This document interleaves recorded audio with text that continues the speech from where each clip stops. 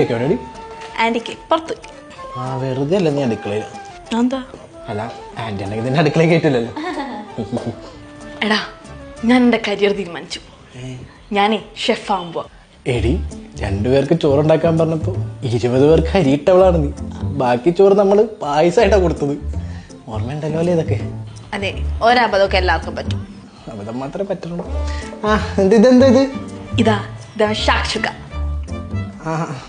ഞാനേ നീ ഇതുപോലുള്ള കോണ്ടിനെന്റൽ ഡിഷസ് ട്രൈ ചെയ്യാതെന്ന് ആലോചിക്കാം. ഈ ആപ്പിൾ സ്ട്രൂഡൽ, പൈലാഗോ, മൂസാക അങ്ങനത്തെ സാധനങ്ങൾ. കാണിച്ചേ, ഇനിപ്പുണ്ടോ നോക്കിയേ. സവാളക്ക നോക്കോട് ഇല്ല. ഞാൻ ഇട്ടതാണല്ലോ. എടി ഞാൻ ആകെ പെട്ടി.